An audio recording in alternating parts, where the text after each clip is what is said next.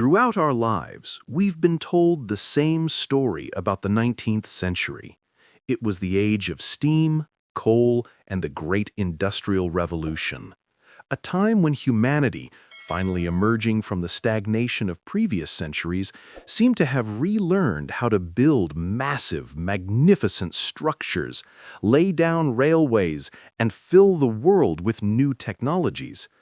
But what if this widely accepted version is just a facade, a thin layer applied over something far more vast, ancient, and unsettling? To understand this, you only need to look down and notice what lies beneath our feet.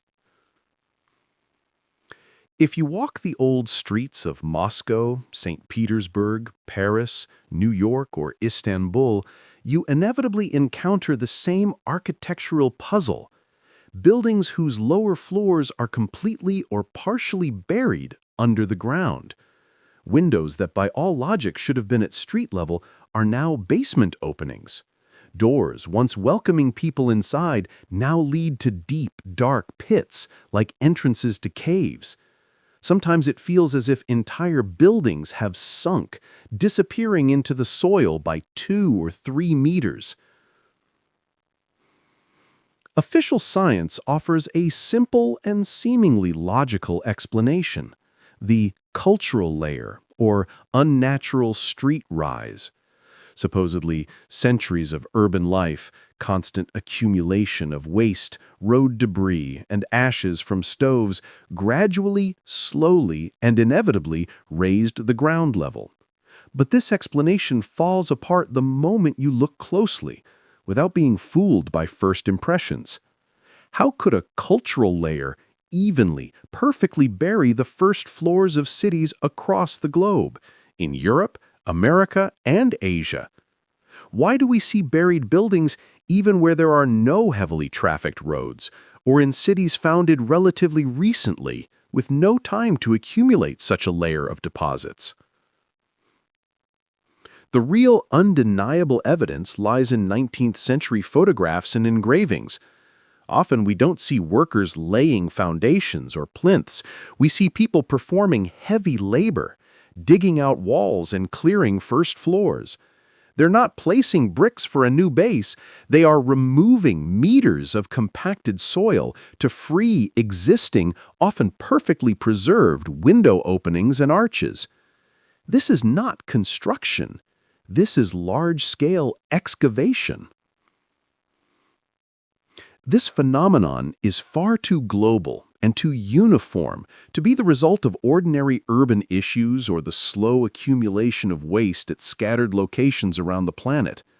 Something incredibly powerful, catastrophic, covered entire metropolises with a single layer of sedimentary material.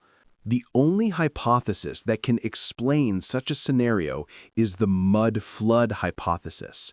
Not a mythological flood, but a powerful, catastrophic geological event, possibly linked to sudden seismic or cosmic activity. This event caused massive movements of water, clay, and sand. This flow swept across the planet, filling lowlands and the first floors of buildings, leaving meters of heavy, wet sediment behind. If this is true, our modern civilization, which we believe is the product of the last 2 centuries, is actually just a thin upper layer built directly atop the ruins of a previous, powerful, tragically buried era. But then, who built these buildings? This is the most intriguing question.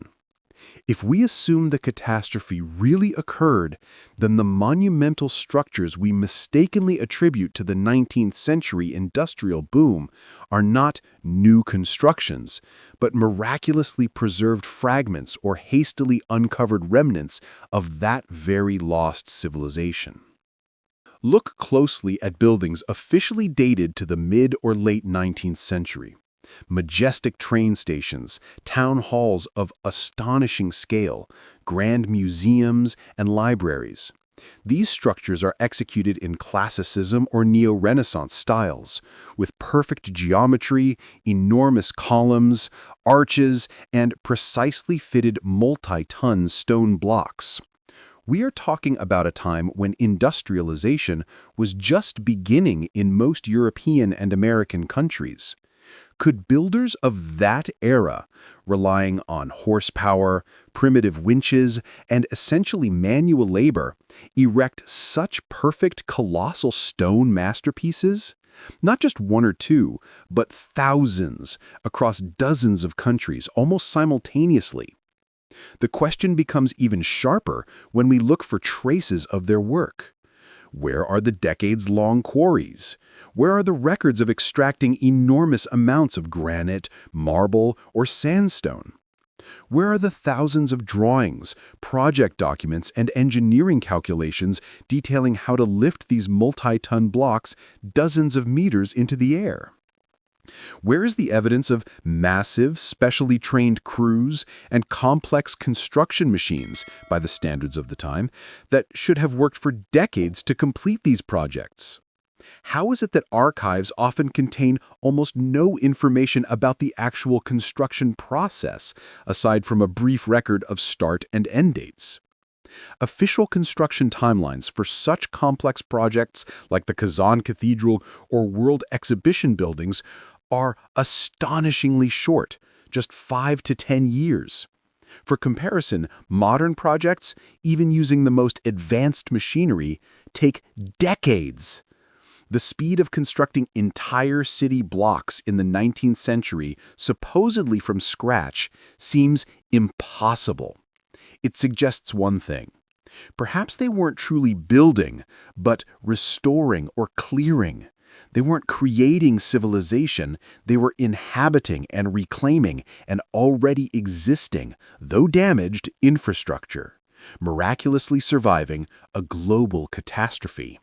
If this architecture is the legacy of a more advanced era, then at the end of the 18th and beginning of the 19th century, the world faced not just a natural catastrophe, but a widespread devastation.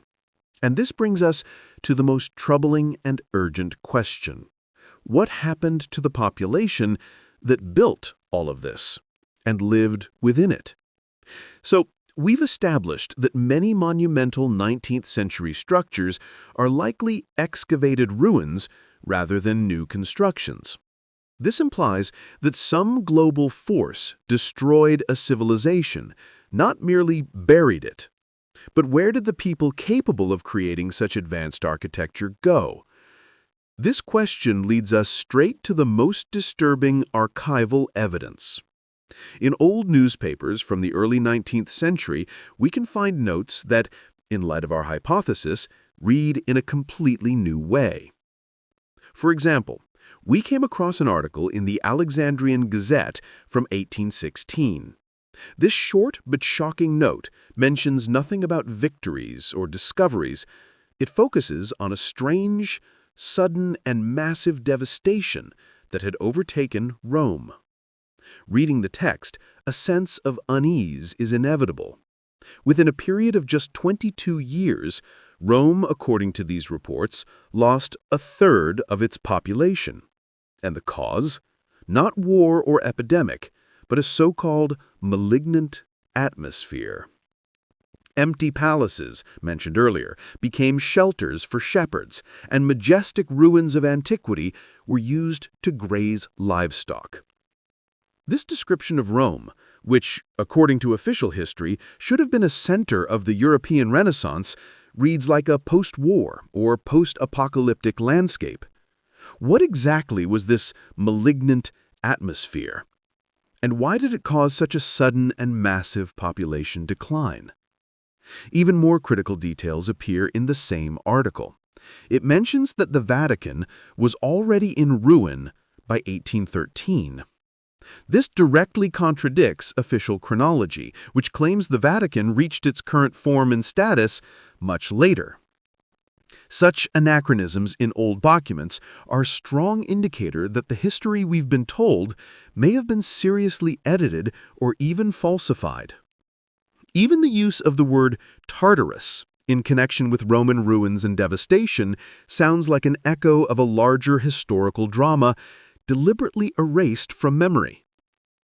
Rome in this context was far from an isolated victim. Its depopulation and decay are not a local phenomenon, but part of a global event. If cities were buried and later hastily excavated, it follows that there simply was no one left to live in them.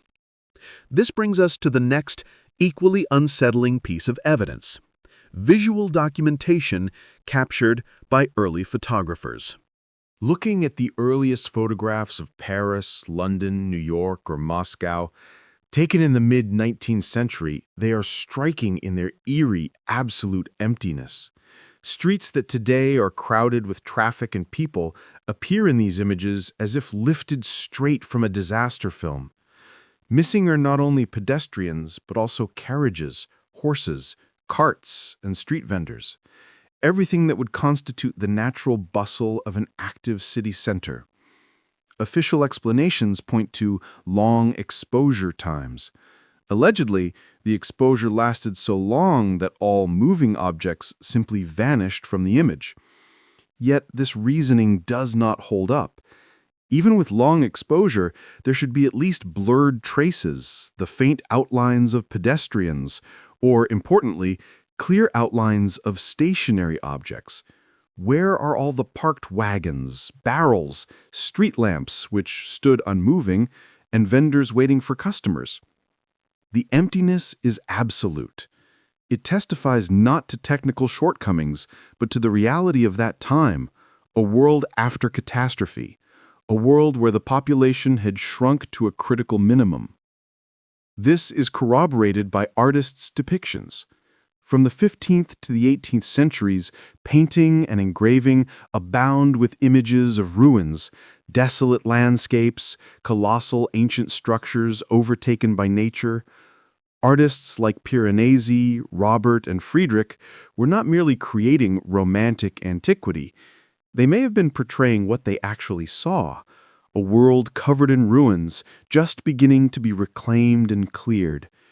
They captured a post-catastrophe world where cities were in excavation, not active construction. Thus, when we connect the buried first floors and monumental, unexcavated architecture with the sudden demographic emptiness recorded in newspapers and early photographs, the picture becomes coherent. The catastrophe appears to have not only buried, but nearly wiped out the previous population. The world was left empty, presenting a massive, ready-to-settle construction site. But who settled it, and how? And equally important, how was knowledge of the catastrophe erased? This required a grand, orchestrated effort, a whole theater of illusions. We discovered that huge cities were buried and depopulated, and their monumental architecture is likely a legacy. Now the task is to understand how this empty, ruined world was breathed into life again, and, most importantly, how knowledge of the catastrophe was erased. It required not just reconstruction, but an immense theater of illusions. At the center of this story are the World's Fairs, held with astonishing frequency across the globe in the late 19th and early 20th centuries. Paris, 1889, Chicago, 1893, St. Louis, 1904. Imagine it, within just a few years, colossal, incredibly detailed palace-like complexes sprang up from empty fields. They looked like masterpieces of antiquity and classicism, rivaling the scale and beauty of cathedrals or ancient temples. Thousands of tons of marble, towering columns, intricate arches, fountains, adorned with sculptures and elaborate stucco. And all of it was built at a breathtaking, almost unbelievable speed. Official history claims that all these structures were made of wood and plaster, supposedly temporary, theatrical constructions designed merely to showcase technological progress. But look at the photographs. These were not plaster props. We see massive concrete foundations, sturdy brick walls, robust underground tunnels, perfect paving, and complex engineering networks. What sense does it make to build temporary pavilions with such durability and monumental detail? The most shocking part comes after the exhibitions ended. These architectural marvels, which could have been the pride of any city for centuries, were ruthlessly destroyed. In just a few months, they were either dismantled or, even more suspiciously, burned to the ground. Who builds a palace comparable to an ancient monument, only to tear it down immediately after the event? Economically, logically, and historically, it makes no sense. The key hypothesis is that these exhibition complexes were not new constructions at all. They were excavated ruins of a previous civilization. Instead of spending years building, organizers could use existing, slightly damaged structures that had survived the catastrophe. They conducted large-scale clearing, restored facades, polished them quickly, and displayed them as evidence of their supposed technological triumphs. This is why, in many early photographs related to the fairs, workers are not building new walls, they are performing massive earthworks, that is, excavating. The purpose of their subsequent destruction was simple and brutal. The fairs served as a final curtain over an era. They allowed the new authority to demonstrate to the population the grandeur they supposedly created, and then immediately erase those artifacts to wipe out the memory of the real creators. Had these palaces remained standing, they would have been eternal, silent proof that the new civilization was built not from scratch, but on someone else's ruins. Thus, the world's fairs were not celebrations of progress. They were a controlled, staged act of appropriation and erasure of heritage. But to fully cement the new version of history, it was not enough to destroy architectural evidence. They also had to erase the memory of geography and history itself. And this brings us to the next, equally crucial part of the plan, the world census. We discovered that majestic cities were buried, populations drastically reduced, and the architectural evidence of a lost era was displayed and then destroyed as part of the world's fairs. This points to a deliberate global takeover and reset. But for this takeover to succeed, it wasn't enough to destroy physical evidence. They had to carry out a total world census, erase memory of the planet's pre-catastrophe appearance, and replace the population that might remember the truth. The first step in this census affected geography itself. Look at old maps made by Mercator, Blaeu, or other cartographers before the mid-19th century. They show a completely different configuration of continents and inland waters. Often they depict vast internal seas, enormous swamps or lakes in Central Asia and Siberia, which should have been stable features of the landscape. Yet by the end of the 19th century, these seas and swamps mysteriously vanish or drastically shrink. In light of the mud flood hypothesis, these old maps read not as errors, but as evidence of a world before the flood where water was far more abundant. The most shocking geographical and historical fact is the Empire of Tartaria. It appeared on maps for centuries, covering vast regions of Eurasia. This was not some mythical state, but a real mapped entity. And then, suddenly, around the 1870s, it simply disappears. It did not collapse through war, nor was it conquered. It just vanishes from official history and textbooks, as if wiped clean from human memory. Erasing geography and history required full control over demography. And here we arrive at the darkest and most tragic element of the reset, the orphan trains. Between 1854 and 1929 in the United States, a massive relocation of children was organized, often under horrific conditions, from eastern cities, New York, Boston, to the Midwest and West. Estimates suggest up to 250,000 children were moved. Officially, this was called charity, an effort to help orphans find new families. Yet investigation into this phenomenon reveals chilling details. Many of these children were not orphans in the traditional sense. Many had living parents who either were stripped of parental rights or had disappeared during some catastrophe. Children were often distributed at stations like commodities to farmers seeking cheap labor. The motive behind this massive relocation goes far beyond charity. If the catastrophe wiped out most of the adult population, the carriers of old knowledge, language, technology, and the history of Tartaria, then children with no memory of their past became the perfect clean building blocks for a new society.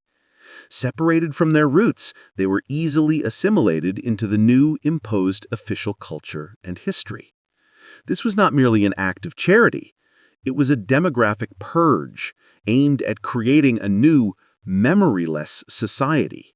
And once these building blocks were distributed and the ruins were displayed and destroyed, the actual process of implanting the New World Order began. After the 1850s, we witnessed the explosive, almost simultaneous emergence of institutions that had never before held such centralized influence. Suddenly, modern central banks appear. National archives begin unifying and codifying history. Elite universities shape the scientific and administrative elite, and of course, international corporations emerge.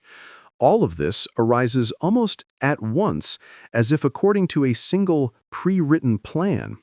This does not resemble organic progress. It looks like a takeover of control.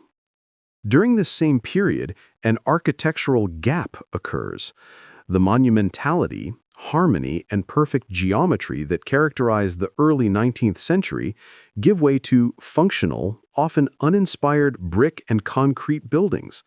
This is not just a shift in style, it is a loss of knowledge. Knowledge of acoustics, perfect proportion, and sacred geometry embedded in the grand structures disappears. Inventors like Nikola Tesla, attempting to revive ideas such as wireless energy transmission, potentially a legacy of the old world, were labeled madmen, and their work, which didn't fit the new hydrocarbon economy, was destroyed. The new elites, who survived the catastrophe, didn't waste resources building from scratch. They took control of the surviving ruins of the old civilization. And to cement their power, they had to erase the past. Official chronologies were created, state textbooks written, national myths forged, all designed to become the only version of reality. Tartaria vanishes from maps. The Colosseum and the Sphinx are accidentally buried and hastily excavated. Orphans lose their roots. Architecture loses its grandeur, and history loses its truth. Thus, the New World was not born from gradual progress or an industrial revolution. It was imposed on the ruins of the old after a global catastrophe, the memory of which was meticulously erased. Everything we consider progress and the foundation of the modern world is in fact just fragments carefully selected and appropriated by those who took control of a devastated world. And the truth is still here. It waits beneath layers of mud, in old maps, in sealed windows, and in the forgotten stories of hundreds of thousands of children. Our task is to dig, to uncover what was hidden from us. History lives when it is told. Subscribe. What comes next is something you have never heard before.